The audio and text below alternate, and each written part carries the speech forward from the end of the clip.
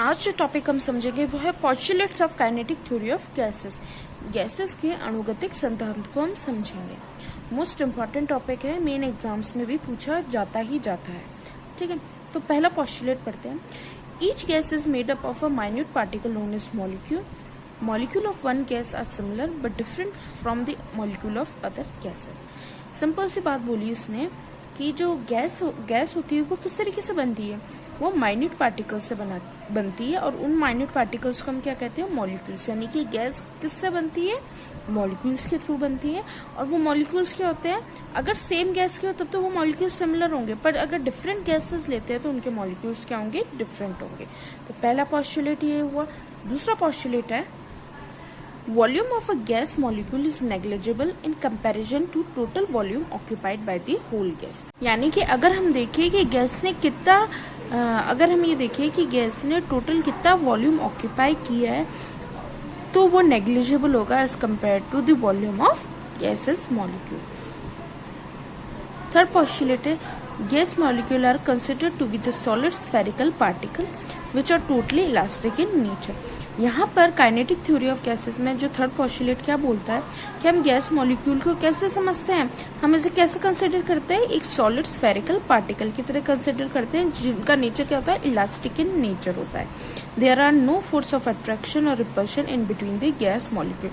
और इन गैसेस जो गैस मॉलिक्यूल्स होते हैं उनके बीच में ना तो अट्रैक्शन फोर्स होता है ना ही रिपल्शन फोर्स होता है। There is no loss of kinetic energy in the mutual collision. और अगर दो गैस मॉलिक्यूल आपस में कोलाइड करते हैं, आपस में भिड़ते हैं, तो उसमें कोई भी एनर्जी का लॉस नहीं है। ठीक है, देखो फोर्थ पॉस्टुलेट देखते हैं। Molecule of gases move continuously in the straight line and change their path after colliding with each other.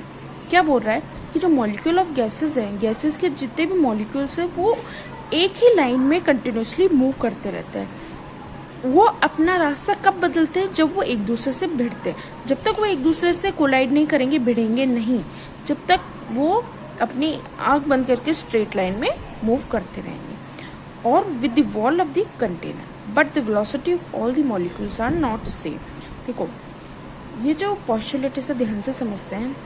हमने क्या बोला, जो गैस के मॉलिक्यूल्स हैं वो एक ही लाइन में कंटिन्यूसली स्ट्रेट लाइन में मूव करते हैं।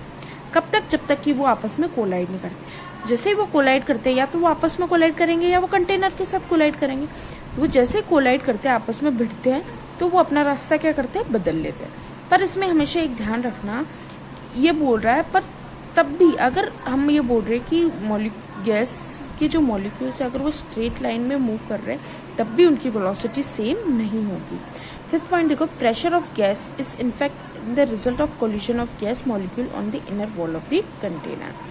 अगर हम बात करते हैं, अगर प्रेशर की बात करें कि गैस पे कितना प्रेशर लग रहा है, तो वो किस तरीके से देखेंगे, वो हम देखेंगे, हमें कैसे पता चलेगा। अगर जैसे सपोज करिए कि कोई भी गैस का मॉलिक्यूल अगर वो कोलिजन करता है किससे, कंटेनर की वॉल से, तो उस पर प्रेशर लगेगा ही लगेगा।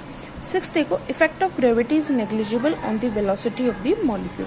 और ये जो गैस के जो मॉलिक्यूल्स है जो कि कंटेनर में है, उन पे इफेक्ट ऑफ ग्रेविटी बिल्कुल भी, ग्रेविटी का कोई भी इफेक्ट नहीं होगा। सेवन पॉइंट देखो, average kinetic energy of a molecule is always directly proportional to its absolute temperature. यानी कि जैसे जैसे टेम्परेचर बदलेगा वैसे वैसे average kinetic energy of a gas molecule में भी चेंजेस होंगे। That is average energy of molecule does not depend on the nature of the gas. यानी कि जो एवरेज काइनेटिक एनर्जी है गैस मॉलिक्यूल की, वो टेम्परेचर पे डिपेंड करेगी, वो नेचर ऑफ गैस पे डिपेंड नहीं करेगी। लास्ट पॉस्टुलेट क्या कहता है, the energy and the velocity of all the molecule are not same, that's why the average energy and average velocity is taken into account.